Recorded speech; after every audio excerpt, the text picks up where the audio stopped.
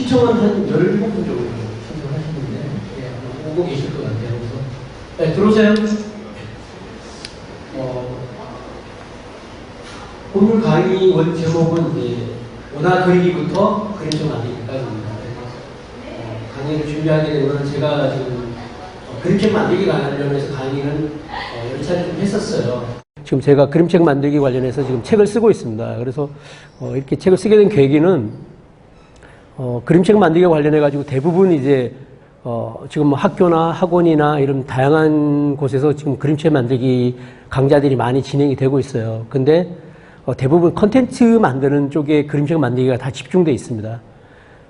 이제 저희 회사가 이제 출판 회사이고 또 인쇄 회사인데, 저희 쪽에 그림책 만들기 관련해서 많은 상담이 들어와요. 근데 상담을 하다 보면은, 그런 컨텐츠 만들기를 해보셨지만, 책을 만드는 거를 해보시지 않으신 거예요. 그러다 보니까 책을 만드는 과정에 많은 시행착오를 겪게 되더라고요.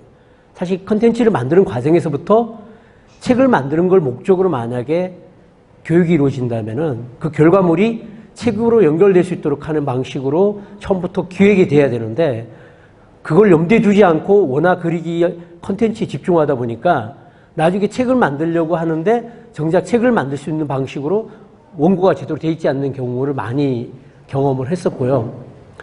두 번째는 이제 일반적으로 생각하는 것과 실질적으로 인쇄라는 과정을 통해서 책을 만들어지는 과정은 좀 많이 달라요. 그래서 인쇄라는 과정을 통해서 책을 어떻게 만드는지를 이해하시는 게 원화 그리기부터 해서 책을 만드는 과정들을 전체적으로 원활하게 만들고, 또 책을 만들었을 때 책의 완성도가 높고 원하는 그런 어떤 퀄리티 있는 책을 만들 수 있는 그런 것들을 경험을 많이 했습니다. 그래서 그런 것과 관련돼서 내용들이 제대로 정리된 책이라든가 뭐 이런 정보들이 그다지 없었어요. 그래서 그런 내용을 가지고 지금 책을 쓰고 있습니다. 그래서 책을 쓰는 전에 제가 책을 준비하는 원고를 가지고 한번 강의를 통해서 잠재적인 어떤 실적으로 이번 강의를 들으시는 분들의 피드백을 좀 받고 싶어서 제가 이런 강의를 준비하게 됐고요.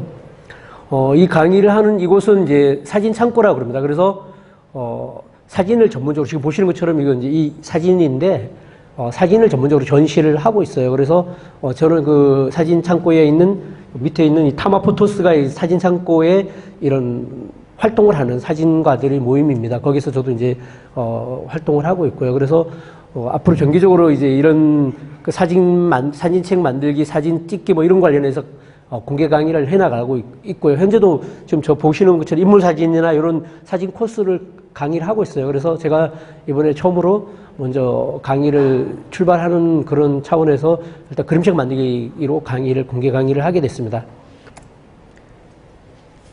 네, 오늘 강의 부분의 컨텐츠 부분은 크게 5가지 부분으로 구성이 됩니다. 5가지 부분으로 구성이 되고, 첫 번째는 그림책 콘텐츠 기획과 구성입니다.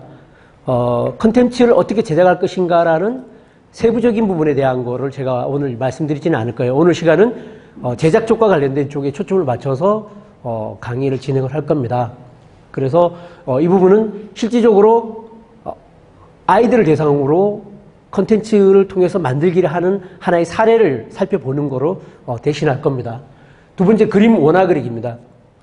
원화 그리기를 할 때 책을 만들기를 전제로 하는 원화 그리기를 하기 위한 전제들에 대한 설명을 해드릴 거예요. 그러면 용지는 어떤 선택을 해야 되고, 그림을 그릴 때 어떤 책을 만들기 위한 어떤 부분을 고려를 해서 원화를 만드는 것 자체가 나중에 책으로 만들어질 때 그 원화의 원 그림의 느낌이나 그 책을 만들고자 하는 의도가 제대로 책으로 전달되어서 만들어지기 위해서 원화 만들기부터 어떻게 해야 될 건가라는 걸 집중적으로 말씀드릴 거예요. 그 다음에 세 번째는 데이터 만들기입니다. 결국은 원화 그려진 거를 스캔하고 보정하고 교정하고 안치고 그 다음에 PDF 파일로 만드는 이런 편집 과정인데, 오늘 그 편집 과정에 대한 세세한 설명은 안 드릴 거고요. 데이터 만들기 부분에 있어서 제일 중요한 표지 만들기, 그 다음에 내지 만들기, 면지 만들기 부분에 있어서 반드시 알아야 될 정보들을 집중적으로 설명을 해드릴 겁니다. 그 다음 네 번째, 그림책 제작하기입니다. 그림책 제작하기는 그림책을 만들기 위해서는 표지 만들기와 내지 만들기, 그 다음에 인쇄를 하고 코팅을 하고 제작하는 과정을 직접 제가 영상을 찍은 걸 가지고 직접 어떤 과정을 통해서 책이 만들어지는지를 직접 여러분들이 이해하시는 게 나중에 책 만드는 과정을 이해하시는 부분에서 좋은 도움이 될 겁니다. 그리고 마지막 부분에서 그림책으로 출판하기입니다. 예. 이 부분은 제가 가지고 있는 부분을 핵심적인 부분만 말씀을 드릴 거예요. 그래서 오늘 강의를 하는 부분에서 먼저 강의를 하고자 하는 초점들을 먼저 좀 정리를 하고 가려고 합니다. 첫 번째는 소량으로 책을 만드는 겁니다. 소량이는 한 권부터 보통 한 100권 이하를 소량이라고 이야기를 하는데 한 권 이상 100권 이하의 책을 만드는 걸 전제로 했을 때를 기준으로 해서 강의를 할 거예요. 두 번째는 각양장 제본으로 양장 제본을 통해서 책을 만드는 기준으로 설명을 할 겁니다. 양장 제본은 각양장도 있고 마루양장도 있고 반양장도 있지만 각양장으로 책을 만드는 걸 기준으로 해서 제가 설명을 드릴 거예요. 그 다음 세 번째는 표지 및 내지를 디지털 인쇄로 그림책을 만드는 걸 전제로 할 겁니다. 그림책 만드는 데 여러 가지 방식이 있겠죠. 직접 수작업으로 만드는 방식도 있을 것 같고, 좀 여러 가지, 인쇄도 뭐냐면 디지털 인쇄도 있을 거고, 옵셋 인쇄도 있을 수 있는데, 소량으로 만드느냐, 대량으로 만드느냐에 따라서 결국 인쇄 방법이 달라지는 거거든요. 그리고 거기에 따라 제작 방법도 상당히 좀 달라져요. 그래서 제가 소량이라고 말씀드린 거는 소량일 때 만드는 방법, 그리고 디지털 인쇄라는 걸 이용해서 만드는 방법에 대한 걸로 한정해서 설명을 드릴 거예요. 그 다음에 내지를 만들 때도, 여기는 스티치라고 말씀드렸잖아요. 미싱 중철입니다. 그러니까 보통 이제, 책을 만들 때 낱장으로 해서 이렇게 만들 수도 있고요. 그 다음에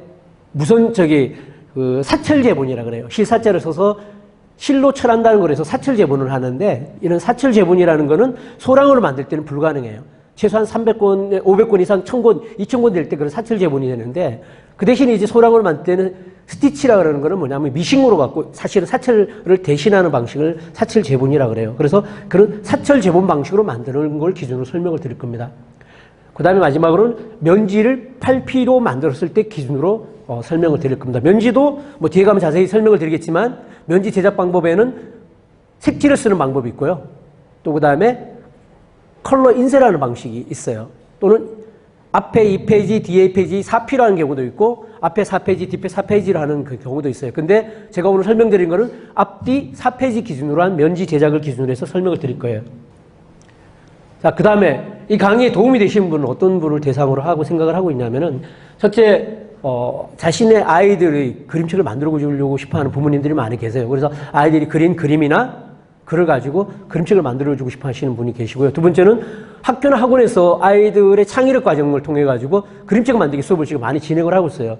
거기에 선생님들이 의외로 제작이나 이런 거에 대한 지식들이 없으셔가지고 많이 어려움을 겪고 있는 과정을 저는 많이 상담을 했었어요. 그래서 그런 분들에게 도움이 될 거고요. 세 번째는 그림책을 처음 만들어보는, 그러니까 포토샵이나 일러스트는 능숙하지만 책이라는 걸 만들어보지 않은 분은 또 전혀 다른 영역이 되는 거거든요.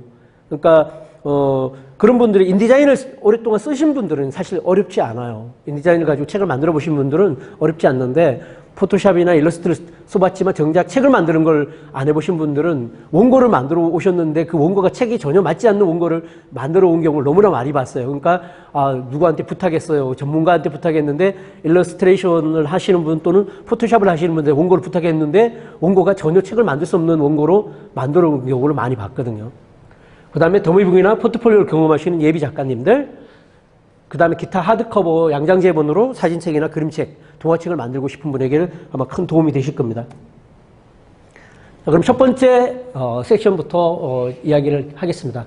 첫 번째는 그림책 콘텐츠 기획과 구성 부분입니다. 그림책 콘텐츠 부분들의 강의들이 제가 사실 최근에 이제 책을 쓰면서 많은 시장 조사를 하면서 생각보다 지금 엄청난 열풍이 불고 있어요.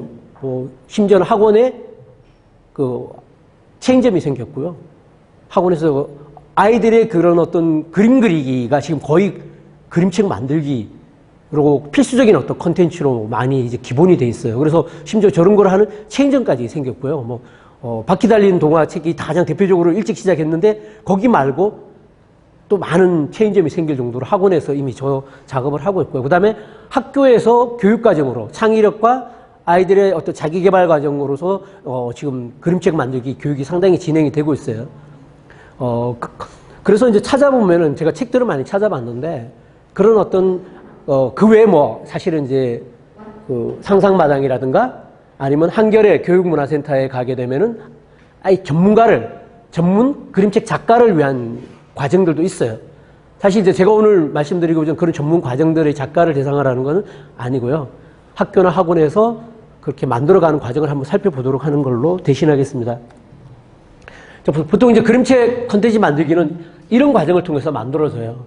그러니까 저도 놀란 게 뭐냐면, 저도 이제 사진 작가로 활동하고 있는데, 저는 이제 오히려 반성을 많이 한 거예요. 왜냐면은 사진가들이 다양한 주제와 다양한 사진을 찍지만 실질적으로 어떤 주제를 정해놓고 그 주제를 일관성 있게 사진 작업을 해 나가시는 분들이 그렇게 많지 않아요.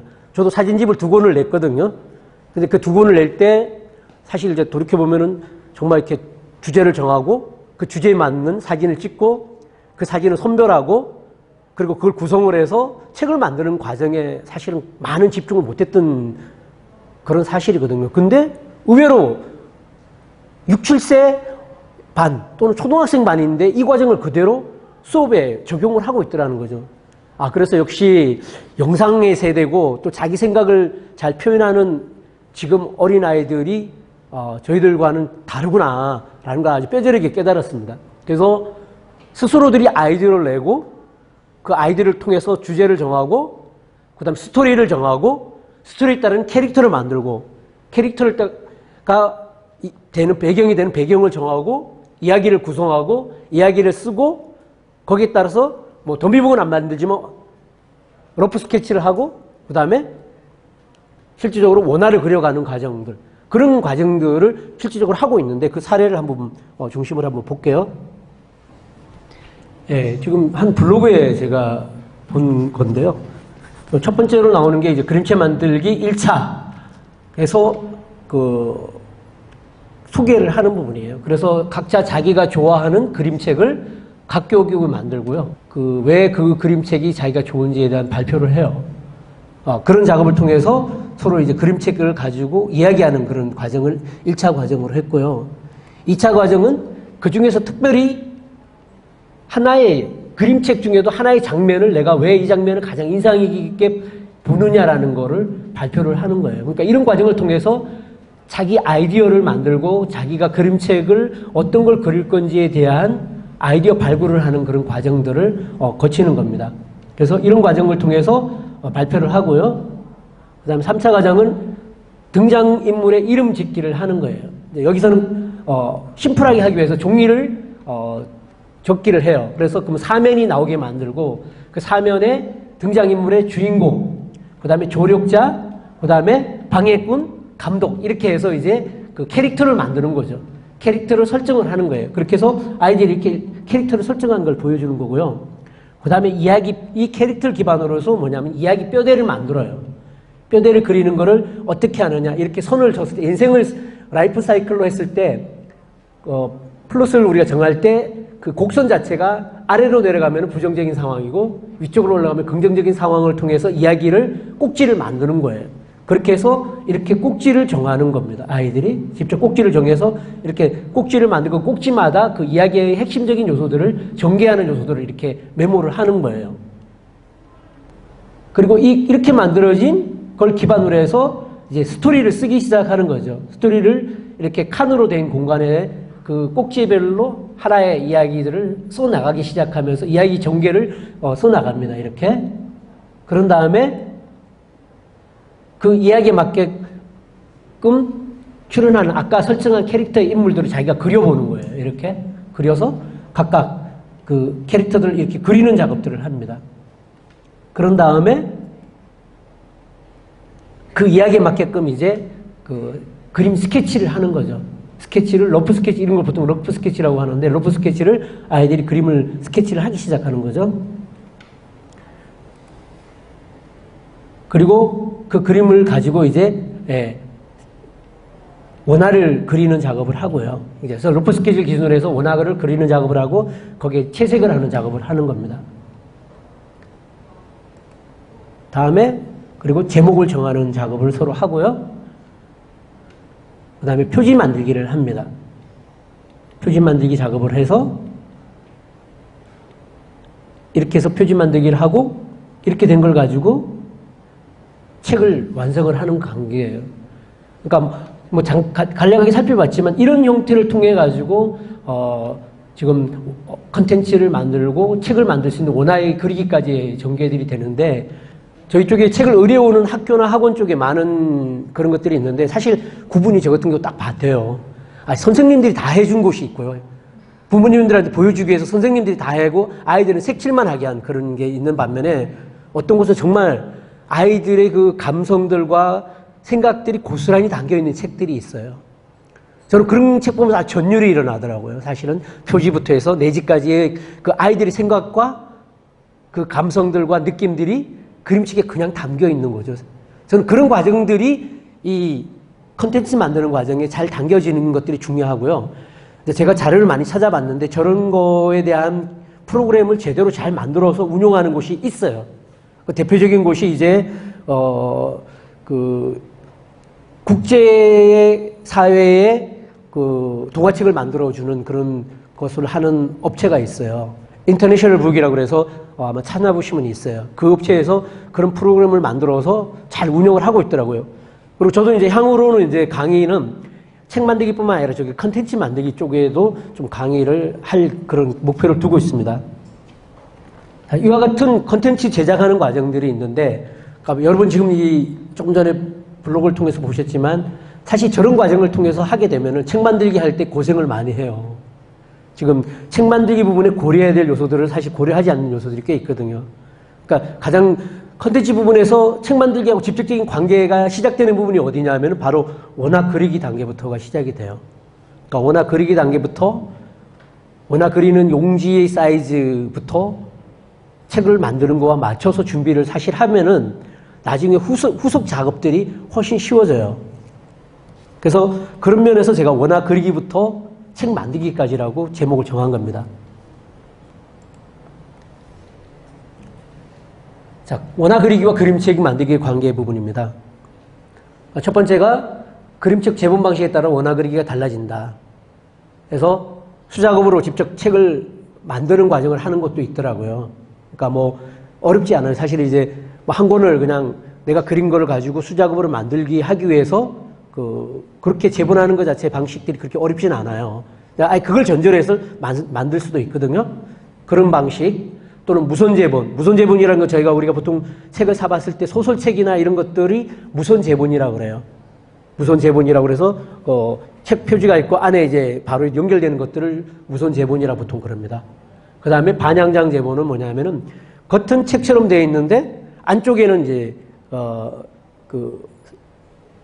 무선 사철 제본을 한 거죠. 그래서 그 책이 잘 펴지도록 하기 위해서 안쪽은 사철 제본하고 책 껍질은 무선 제본으로 소설책 같은 거는 무선 제본으로 되어 있는 걸 반양장 제본이라고 합니다. 그 다음에 양장 제본. 그러니까 이 책을 만들 때 저 제본하는 방식에 따라서 원화 그리기 방식이 달라질 수가 있어요. 두 번째는 그림의 형태에 따라 원화가 달라지는 거죠. 예를 들어서 책을 만들 때 나는 이렇게 세로형으로 만들 거냐 아니면 이렇게 가로형으로 만들 거냐에 따라서 그 원화 그리기가 당연히 달라지겠죠. 그죠? 근데 어떤 분들 보면 그림을 그리려고 하고 책은 가로형으로 만들려고 그러는데 그림은 세로형으로 그려놓은 분들이 많아요. 그럼 어떻게 돼요? 그림이 제대로 표현이 안 되겠죠. 잘리거나 아니면은 조그맣게 들어갈 수가 없겠죠. 그죠? 그리고 더군다나 보통 그림책은 대부분 뭐냐면은 펼침면 기준으로 사실은 고민을 해야 되는데 그림을 그렇게 안 그리는 거예요. 대부분 단면으로 그림을 그려놓게 되면은 나중에 펼침면 그림을 책을 만들 때 많은 한계가 있어요.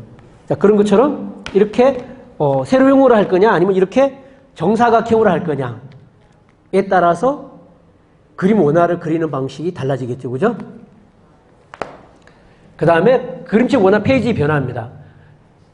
면지를 이렇게 이런 거는 면지를 색지로 한 거예요. 그냥 노란색 색지로 한 겁니다. 그런데 여기 보시는 것 같은 경우는 면지를 어떻게 돼요? 면지까지 인쇄를 한 거예요. 그래서 면지를 어떤 방식으로 만들 거냐에 따라서 페이지 구성할 때부터 면지 활용하는 부분이 달라집니다. 그 다음에 그리기 방식에 따라 달라지죠.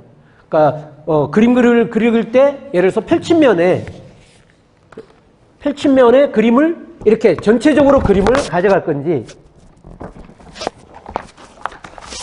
이렇게 그림을 전체적으로 가려갈 건지 그리고 그림을 이렇게 판 전체에 안 칠 건지, 한쪽 면만 갈 건지, 한쪽을 거쳐갈 건지에 따라서 그림 그리기 방식들이 많이 달라지고 책이 원화 그리기 방식이 달라지거든요. 그런 거를 처음부터 생각을 하고 원화 그리기 할 때부터 반영이 돼야 됩니다. 원화는 그릴 때부터 가능하면은 책 사이즈와 형태에 맞춰서 그려야 돼요. 내가 만들고자 하는 책의 형태에 맞게끔 그려져야 되고요. 그림을 그릴 때 가능하면 펼친면을 기준으로 생각해서 그림을 그려야 돼요. 그러니까 한 페이지 한 페이지가 따로 그림이 될 때는 모르지만 기본적으로 그 그림을 그릴 때 원화에 대한 원화 페이지는 펼친면을 기준으로 그려나가는 게 맞습니다. 예. 그리고 원화를 그릴 때는 책을 만들 때는 재단이라는 과정이 있어요. 실제로 인쇄를 한 것과 인쇄를 해서 깔끔하게 처리가 되기 위해서 이 재단기로 잘라요. 그게 위쪽, 좌측, 아래쪽, 우측이 다 잘리거든요. 그러면 원화를 그릴 때 그 3mm가 뒤에 가면 자세하게 설명하지만 그런 3mm의 재단에서 잘려나가는 부분까지도 원화에 그려져고 그게 나중에 잘려나가는 것까지 배려를 하면서 원화에 처음부터 그려져야 돼요. 그리고 그림은 크게 그리는 건 상관이 없는데 비율에 맞춰서 그려야 돼요. 책이 아까처럼 가로용 책은 가로용에 맞게 비율이 맞아야 되고 세로용은 세로용에 맞게 커지는데 비율이 안 맞게 커지면 나중에 그림이 잘릴 때는 내가 원하지 않는 부분이 잘려나갈 수도 있어요. 그렇기 때문에 비율을 생각을 하면서 해야 되고 그다음에 작게 그린 건 확대는 거의 안 합니다. 왜냐하면 확대하면 거의 이미지가 어스러지고 보정하기 힘들어요. 그래서 크게 비율에 맞춰서 크게 하는 건 상관이 없지만 작게 하는 걸 크게 확대해서 쓰는 경우는 거의 없다고 보시면 돼요. 그다음 또 하나 중요한 건 원화를 그릴 때 이렇게 보시게 되면 이게 펼친면 기준이기 때문에 이 가운데 부분에 그림을 중요한 그림이 들어가면 안 되죠. 그죠? 여기 얼굴이라든가 좀 잘릴 수 있는 그런 여지가 있는 중요한 그림들은 항상 배제를 하고 그려야 돼요. 처음부터. 그래서 펼친면으로 그리는 게 중요합니다. 그림책을 그릴 때는. 이렇게 해서 중요한 거를 가운데 넣지 않는 부분이나 또는 지금 테두리 부분, 가장자리 부분에 잘려나가기 때문에 가장자리 부분에 글씨라든가 또는 내가 생각할 때 중요하게 생각하는 부분에 그림들이 잘려나가지 않도록 하는 것까지 고려를 하고 처음부터 원화를 그려야겠죠. 그리고 이 부분에서 가장자리를 그려서 잘려나가는 안쪽으로 한 5mm 정도 안쪽으로 글이나 그림을 배치하는 그런 것까지도 생각을 하고 그려주는 것 자체가 기본적으로 필요합니다. 그래서 여기 보시는 것처럼 지금 코너에 재단선 표시가 되어 있죠. 그죠? 각 코너별로 재단선이 있고요. 지금 빨간 선이 있는 거는 있고 여기 재단선이라고 써 있는 부분까지가 사실 잘려져 나가는 부분이에요. 저 부분은 책을 만들 때 잘려져 나가지만 지금 보시는 것처럼 그 잘려져 나가는 부분도 그림이 그려져 있죠. 그죠? 그래야 나중에 깔끔하게 잘려져 나가요. 그래서 그 안에 선이 있는 세이프 존이 있죠. 가능하면 세이프 존 안쪽에다가 그림이 그려야 이렇게 여백이 있는 부분들이 전체적으로 균형감이 있게 배치가 되기 때문에 페이지라든가 글이라든가 그림을 할 때 저런 부분을 처음부터 원화를 그릴 때부터 고려를 하고 그리시는 게 나중에 편집 작업에서 그 원하는 형태의 그림이 그대로 책으로 반영될 수 있는 중요한 포인트라고 보시면 됩니다. 페이지 머릿말 중요한 거는 파란색 있죠. 파란색에 있는 안전선 사이즈라고 된 안쪽으로 배치를 해주시는 거를 생각을 하셔야 되고요. 또 그림을 그릴 때는 빨간 선 바깥쪽에 있는 디자인 사이즈까지 채워서 그림을 그려주셔야 돼요. 그리고 그 부분은 잘려 나간다는 것까지도 염두에 두고 그림을 그려주셔야 되는 거고요. 그 다음에 재단 사이즈는 실질적으로 내가 만들고자 하는 책의 크기, 판형이 바로 재단 사이즈라고 보시면 돼요. 그래서 원화를 그릴 때 이런 부분까지 생각을 하면서 아이들한테 그림을 그리게 해주면 좋고요. 좋은 방법은 이렇게 이런 사이즈를 연필로 그려줘서 그 안에 그림을 그리게끔 가르쳐 주는 것도 하나의 방법이라고 생각을 해요. 가운데 선도 그려주고, 재단선과 그 다음에 세이브존 정도를 연필로 만약에 그려서 나중에 지울 수 있도록 해주면은 그 안에서 그림을 그리도록 한다면 아이들이 거기에 맞춰서 그림을 그릴 수 있을 거라고 생각을 해요. 그리고 또 원화 작업 시에 주의해야 될 포인트들이 있습니다. 아까 전제적으로 말씀드린 거는 이거는 디지털로 파일을 만들어서 출력을 해서 책을 만든다고 그랬잖아요. 그죠? 그럼 결국 디지털로 데이터를 만드는 과정에서 발생될 수 있는 미리 발생될 수 있는 문제를 좀 고려를 하셔야 돼요. 그 부분이 배경 자체를 파스텔 계통 같은 이런 색으로 하게 되면은 스캔했을 때 그 색이 제대로 스캔이 안 돼요. 좋은 방법은 뭐냐? 그걸 복사기에다 컬러 복사를 했을 때 색이 안 나오면 스캔이 안 되는 거예요. 똑같은 겁니다. 컬러 복사를 했을 때 색이 안 나오는 거는 스캔해도 색이 안 나와요. 그렇기 때문에 가능하면 색을 칠할 때, 채색은 다양한 방식으로 하실 수 있잖아요. 그죠? 수채화부터 시작해서 크레용, 파스텔, 여러 가지 종류의 어떤 채색 도구를 가지고, 콜라주 방식도 이용할 수 있고, 다양한 방식으로 해서 그림책을 만들 때 스캔되는 거를 고려를 하셔야 돼요. 그래서 가능하면 색깔 자체가 스캔했을 때 제대로 표현될 수 있는 방식으로 가는 게 좋습니다. 그리고 마찬가지로 그라데이션 같은 기능은 넣지 않는 게 좋아요. 그라데이션 같은 경우를 인쇄 과정에서도 제대로 잘 표현이 안 될 수가 있어요. 그렇기 때문에 그라데이션 같은 그런 효과는 배제를 하시는 게 좋습니다.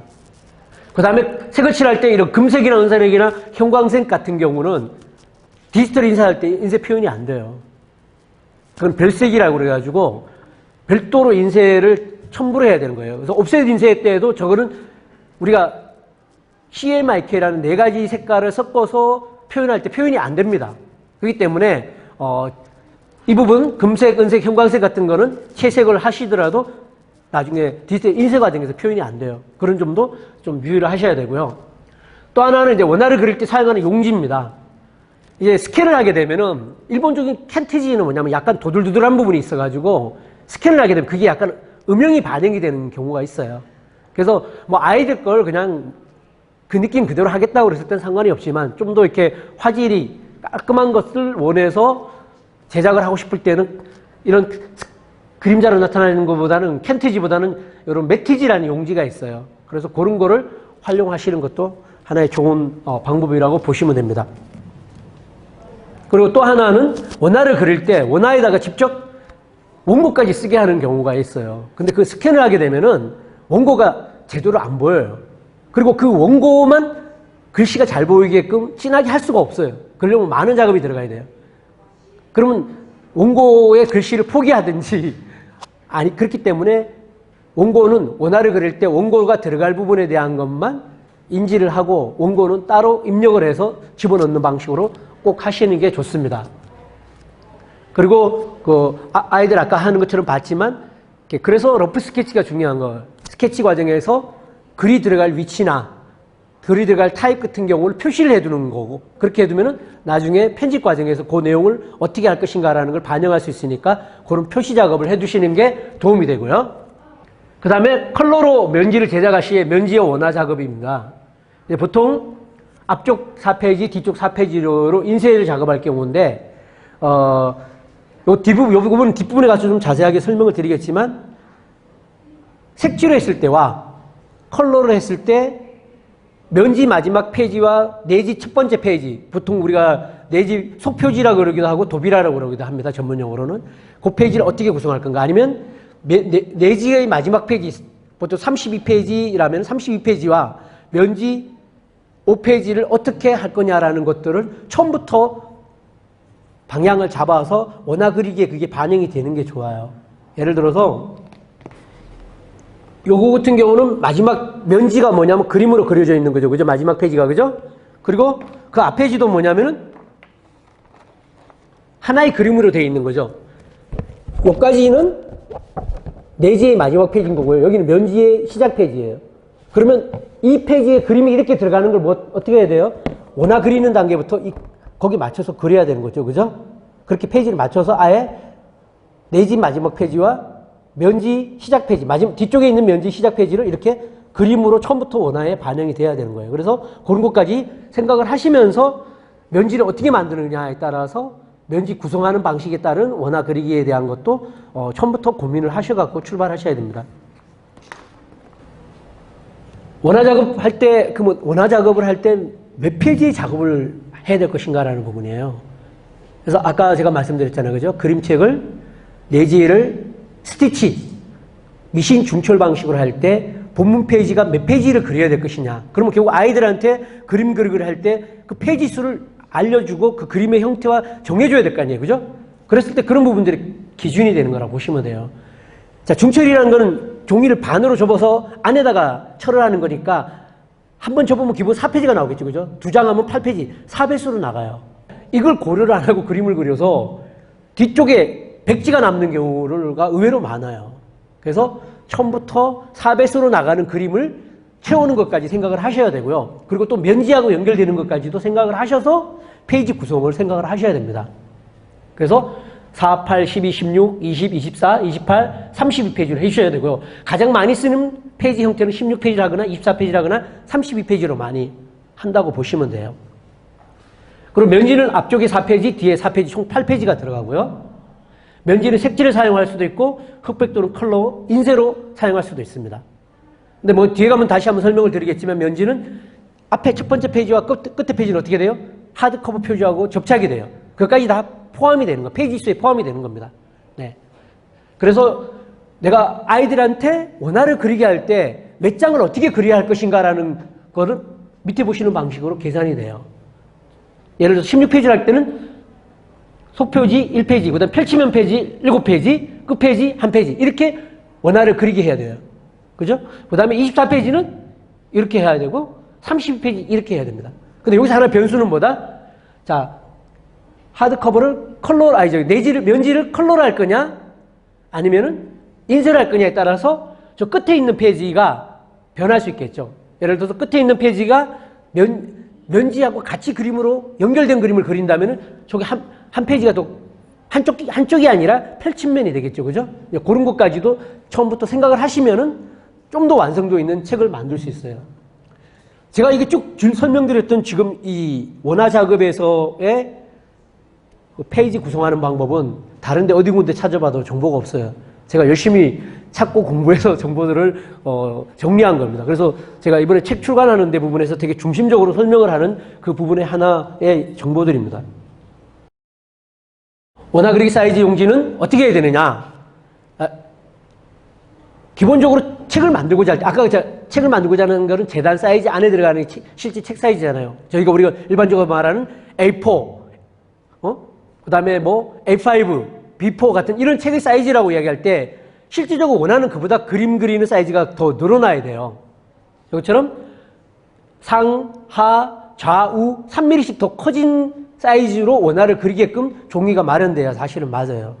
아니면 더 크게 하더라도 저 비율을 맞춰서 사이즈의 비율에 맞게끔 그림이 그려져야 합니다. 그래서 예를 들어서 A4를 예를 들면 이렇게 되는 거예요. A4 사이즈는 가로가 210에 세로가 297이에요.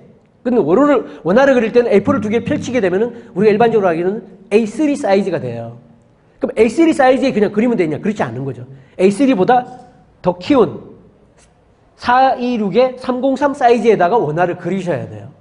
그래야 그 원화를 제대로 책에다가 원화 그 자체가 책에 큰 변형 없이 책 그 자체에 반영될 수 있습니다.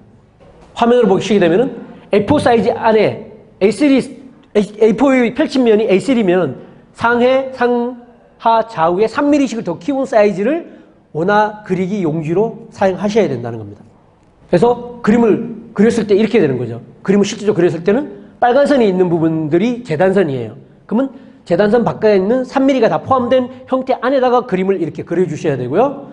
빨간 선이 보이시는 부분으로 가장자리 부분을 바깥쪽으로 넣는다. 책을 만들 때는 잘려나가게 됩니다. 저렇게 잘려나가는 이유는 뭐냐?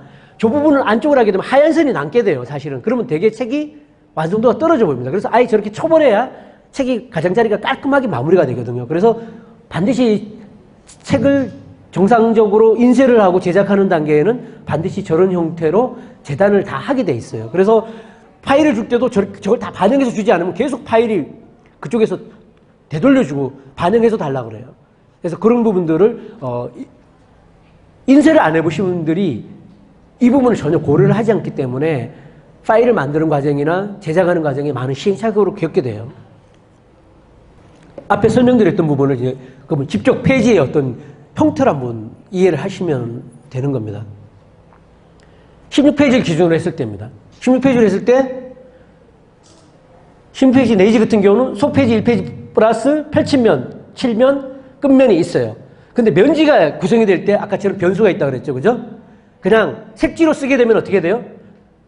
색지로 쓰고 책을 만들 때 인쇄소에다가 페이지가 얼마예요? 그러면 저기 그냥 내지가 총 16면입니다라고 이야기를 하면 돼요. 그 다음에 면지는 그냥 색지로 쓸 거예요. 색지는 제가 이런 색으로 쓰겠습니다.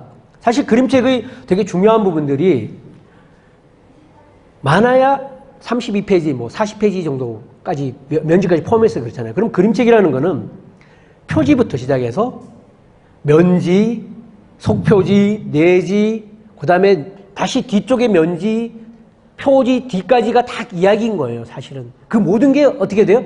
흐름처럼 흘러가는 거예요. 하나의 이야기와 하나의 주제와 하나의 흐름 속에 다 엮어지는 거거든요, 사실 그림책은. 그렇기 때문에 그러한 연결성을 잘 고려를 하는 방식의 구성이라는 게 되게 중요한 요소가 되는 거예요. 그래서 앞에 색지로 할 것이냐, 또는 아니면 나는 저거를 컬러로 출력해서 할 것이냐, 이런 부분들도 전체적인 어떤 그림책의 구성의 한 측면에서 바라봐 주는 게 되게 중요한 요소라고 볼 수 있습니다. 그래서 나는 인쇄 페이지를 만들어서 먼저 인쇄를 의뢰한다 그러면 저는 이렇게 이야기를 하는 거죠. 그죠? 저는 내지는 16페이지를 할 거고요. 면지는 앞에 4면, 뒤에 4면에서 그냥 컬러로 갈 거예요. 컬러 면지를, 컬러 면지를 쓸 거예요. 보통은 이제 밍크지라는 129g을 써요. 그냥 색지로 할 거예요. 그렇게 하면은 파일을 줄 때 안에 있는 내지 페이지만 16페이지를 주면 돼요. 그러면 그렇게 하는데, 그렇지 않고 면지에 있는 거를 컬러로 출력하게 되면 어떻게 해야 되느냐. 접착 면지까지 다 포함한 파일을 주셔야 돼요. 첫 번째 면은 백지죠. 그죠? 그 다음에부터는 펼치면으로 해서 이렇게 다 돼야 되고, 마지막 페이지도 백지가 붙어 있어야 돼요. 그건 제가 좀 이따가 파일을 한번 직접 보여드리겠습니다. 구성되어 있는 파일을. 자, 이걸 잘 이해를 못 하세요. 이걸 이해하는 게 만드는 거에 되게 중요한 포인트입니다. 똑같은 거지만 24페이지일 때는 이렇게 해야 되고요. 그러니까 24페이지만 컬러로 출력할 때는 사실 8페이지가 더 늘어나는 거예요. 그죠? 그럼 전체 페이지는 8페이지가 늘어난 페이지를 전체 페이지로 보셔야 되는 겁니다. 자, 32페이지는 이렇게 되는 거예요. 자, 이렇게 됐을 때 그럼 아이들한테 그림을 그리려 할 때 그림 그려야 될 페이지 수도 달라지는 거죠. 그죠? 펼침면 기준으로 페이지 수를 그리게끔 해주는 게 중요한 거죠. 그죠? 아이들한테 몇 페이지를 그리게 할 것이냐, 그리고 아이들한테 그림을 어떻게 컨텐츠를 그려나가게 할 것이냐라는 부분에 대한 기준들을 이 기준으로 해서 설명을 해주면 됩니다. 자, 이렇게 하드커버를 만들 때 하드커버의 기본적인 구성들입니다. 근데 이거는 끝쪽이 동그랗죠? 그죠? 이런 거를 원양장이라고 그래요. 양장도, 각양장은 이 끝부분이 뭐냐? 각이 졌어요. 그래서 그 차이는 뭐냐면은 각양장은 이 본문 뒤쪽하고 하드커버 뒤쪽이 붙어요. 접촉이 돼 있어요. 근데 원양장은 펼쳤을 때 본문 내용과 책이 분리가 돼요. 그러면 어떻게 더 잘 접치겠죠. 그죠?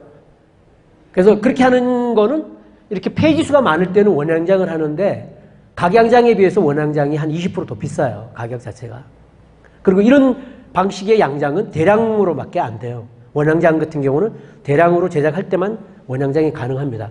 표 1이 있고 반대가 표 4가 있죠. 그죠? 표 4가 있고 이걸 책등이라고 그러죠. 그죠? 책등은 결국은 책의 쓰는 종이에 따라서, 종이 두께에 따라서 페이지 수에 따라서 달라져요. 근데 보통 이제 그림책을 만들 때는 기본적으로 최소 8mm를 무조건 써요. 그래서 8mm 쓰는데 이 하드커버는 제작하는 회사마다 틀려요. 조금씩. 그래서 미리 물어봐야 돼요.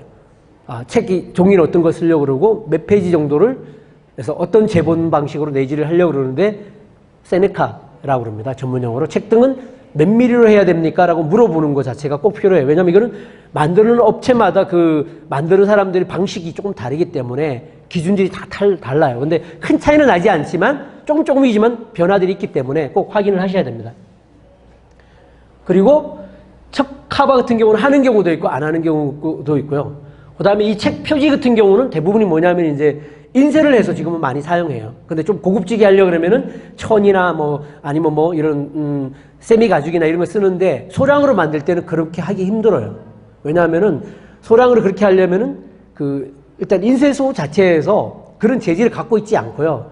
또 디지털 인쇄에서는 그쪽에 인쇄 자체가 어려움이 있어요. 그래서 뭐 이 후가공으로 예를 들어서 여기에 뭐 금박을 한다든가 에폭시를 한다든가 여러 가지 후가공을 할 수 있는데 소량으로 할 때는 하지 않는 게 대부분이에요. 왜냐하면 그렇게 후가공을 하는 비용이 15만 원 이상씩 들어요. 그러면 한 권을 하나, 1000권을 하나 기본 비용은 똑같이 들어가거든요. 대부분 어떻게 하느냐? 표지 같은 경우는 인쇄를 하고 그냥 코팅을 해서 그냥 대부분은 사용을 해요. 그러니까 대부분 컬러 인쇄를 하게 되고 코팅을 하는 방식을 통해서 만들어진다고 보시면 되고요. 그다음 네지 같은 경우가 있고요. 그다음에 이제 뭐 저기 가름끈은 두꺼울 땐 하지만 동화책에는 가름끈이 별도로 들어가지는 않습니다. 그래서 바로 책 하드커버와 그다음에 이 네지 사이에 있는 게 면지라고 보시면 돼요. 면지는 지금 요거는 한쪽이 붙었고 이게 안쪽이 붙어 있는 하드커버와 붙어 있는 게 1페이지, 2페이지, 3페이지, 4페이지죠. 그죠? 그렇게 해서 4페이지가 구성이 되는 형태라고 보시면 되고요. 뭐 그 정도를 알고 있으면 되고 그다음에 그 면지 다음에 있는 페이지를 뭐냐면 속표지 또는 도비라라고 이야기를 해요. 예.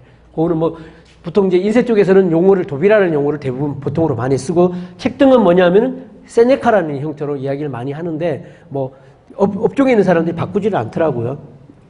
자, 그다음에 이제 중요한 게 뭐냐면 책 판형이에요.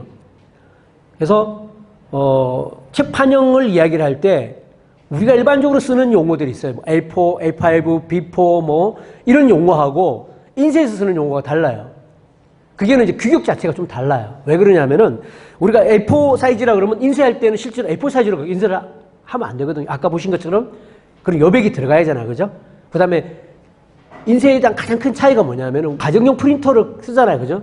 근데 대부분 디지털 인쇄도 뭐냐면은 이 한 페이지를 출력하기 위해서 한 장을 하지를 않아요. 용지를, A4 용지를 안 써요.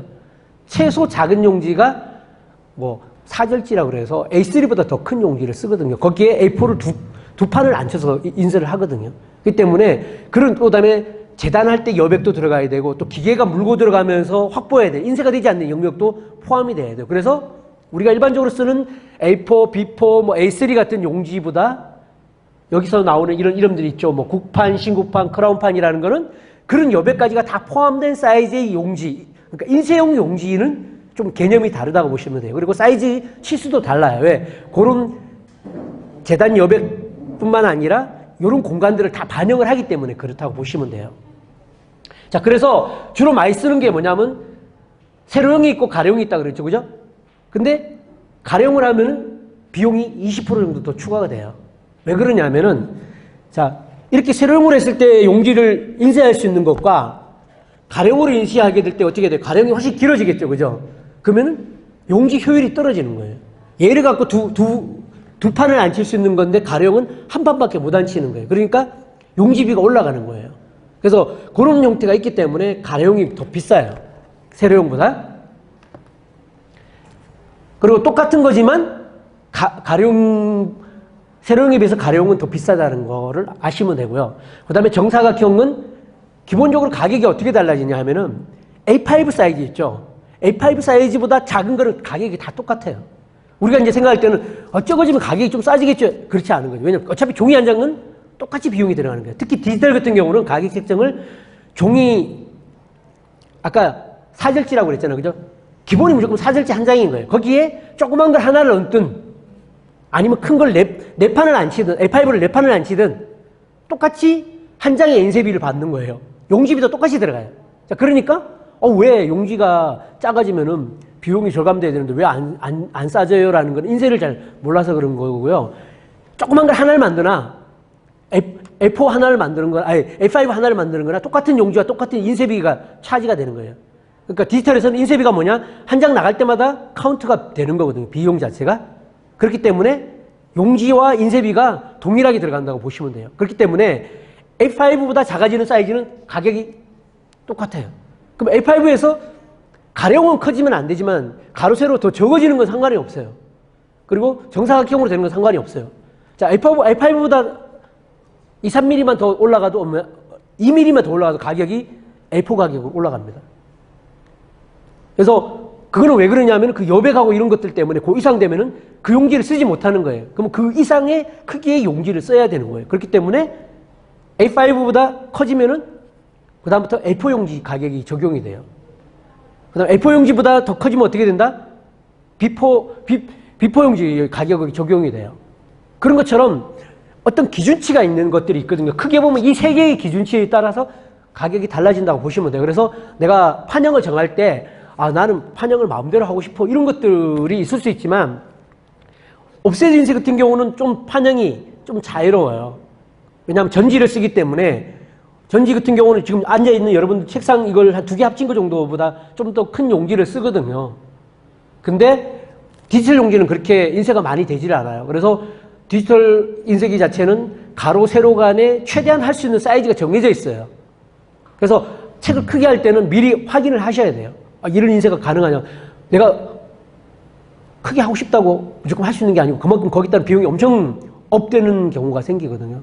그러니까 그런 부분들이 현실적인 것들이 존재하니까 그래서 판형을 정할 때 그런 것까지 생각을 하셔야 됩니다. 판형 사이즈와 가격이 어떻게 좌우되는지 부분 또는 재분하는 방식과도 관계 있는 거니까 그런 부분까지도 처음에 생각을 하셔가지고 이런 사이즈 부분들에 대한 판형들은 결정하시는 게 좋습니다. 그래서 책을 만들 때 첫 번째 해야 되는 게 판형을 정해야 되는 거죠. 그죠? 그래서 전화 오셔가지고 저 책 만들려는데 얼마예요? 라고 책 크기는 얼마인데요?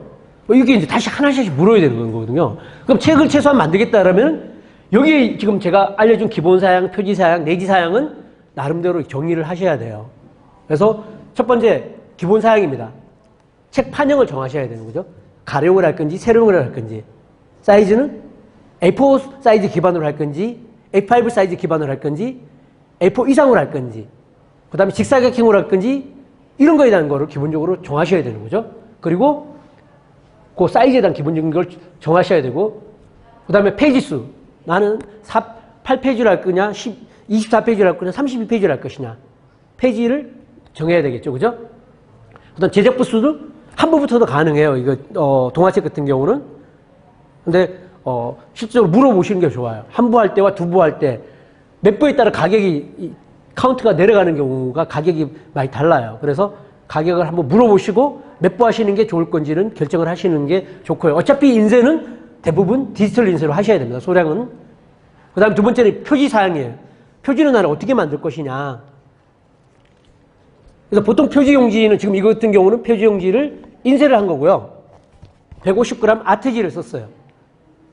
근데 이제 150g 아트지를 가장 많이 쓰고요. 그 다음에 스노지도 쓰고 또는 뭐 아르떼나 랑데비 같은 걸 쓰기도 해요. 근데 어차피 코팅을 하게 되면은 표지는 그 페이지의 재질 자체가 특별히 나타나질 않아요. 그리고 그 다음에 표지는 무조건 코팅을 해야 돼요. 왜냐하면 하드커버를 이렇게 씌우기 때문에 이게 코팅을 안 하면 터져요. 이게 누르고 당기는 과정에서 종이가 꺾으면은 터지거나 그렇기 때문에 무조건 코팅을 해야 돼요. 그럼 코팅을 할 때는 유광 코팅과 무광 코팅에 그다음에 엠보싱 코팅이 있는데 대부분 이제 동화책은 이렇게 반사가 안 되는 게 이거 무광 코팅이라고 보시면 되고요.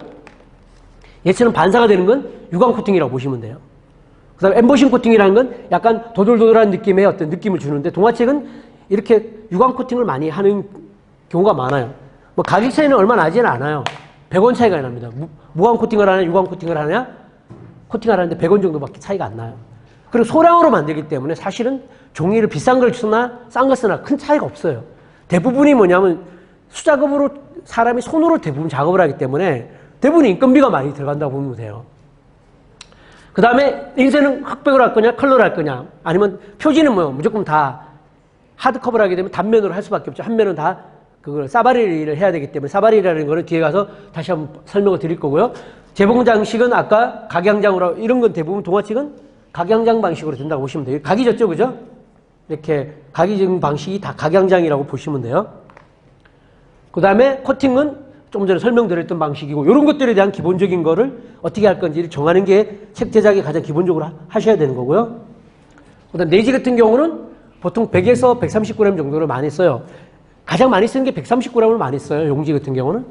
근데 용지 같은 경우는 이제 보통 좀 이렇게 이런 용지 지금 쓴 거 같은 경우는 아르떼 용지인데 뭐 랑데비라든가 아르떼 이런 종류를 많이 씁니다. 이게 이제 보통 고급지에 들어가고 특수지에 들어가서 출력을 했을 때 퀄리티 자체가 좋습니다. 그리고 뭐 내지는 칼라, 흑백 또는 단면, 양면을 하실 수 있고요. 뭐 재본 방식에는 이제 일반적으로 가장 많이 하는 게 이게 스티치 미싱 중처리라고 그래요. 이 스티치라고 한 거는 여기에 이제 보시게 되면 뒤에 가면 제가 보여드릴 겁니다. 그 각각 페이지별로 이렇게 미싱으로 박아서 예를 들어서 32페이지다 그러면은 3개 정도로 나눠가지고 3개를 묶어서 그걸 다시 묶어요. 그런 방식으로 하는 형태로 하는 거고요. 요즘 PUR 제본이라 그래서 낱장으로 하게 되면은 이제 잘 떨어져요. 이게 좀 오래되면 낱장 같은 게 잡아당기면 빠지는데 PUR 같은 경우는 특수 본드를 써서 이게 꺾어짐도 좋고 이런 것들이 있어요. 근데 그것도 좀 시간이 오래되면 터질 수가 있거든요. 가장 좋은 거는 저는 스티치 방식으로 되는 게 가장 좋다고 보시면 돼요. 지금까지 쭉 말씀드렸던 걸 한번 정리를 해보게 되면은 제작 사양 같은 경우는 소량으로 만들 때와 대량으로 만들 때, 그때 소량 동화책은 무조건 디지털 인쇄를 해야 된다. 그리고 대량이라 그런 거는 최소한 300부 이상에서 500부 이상을 할 때 그 대량으로 제작이 되는 거다. 그 다음 페이지 수는 거의 그 소량은 40페이지 이하로 대부분 한다고 보시면 되고요. 대량 같은 경우 40페이지 이상도 그 무리가 없어요. 제본 방식은 무선 반양장, 양장 제본 다 가능하고요. 결합 방식은 이런 소량 같은 경우는 낱장이나 스티치로 하게 되고요. 대량은 대부분 사철 제본이라는 방식으로 제본을 하게 돼요. 후가공은 코팅 여러 가지를 할 수 있는데 소량 같은 경우는 저렇게 하게 되면은 비용이 너무 많이 들어가기 때문에 특별하게 포트폴리오를 작가 포트폴리오를 주거나 이런 어떤 작품의 출시를 하거나 요즘 우리가 세계적인 그림책 전시에 많은 작품들이 출시되고 또 좋은 성과를 내고 있으니까 그런데 하는 용이 아니라면은 그런 부분이겠죠. 그리고 소량은 이런 출판 부분에 좀 제한이 있지만 대량 같은 경우는 출판도 물론 가능하고요. 그다음 출판을 하려면 기본적으로 ISBN 등록이나 납본하고 그다음에 캐시 인증이라는 걸 의무적으로 해야 돼요. 캐시 인증은 여기 뒤에 보시면 이게 KC라고 쓰여 있는 마크예요.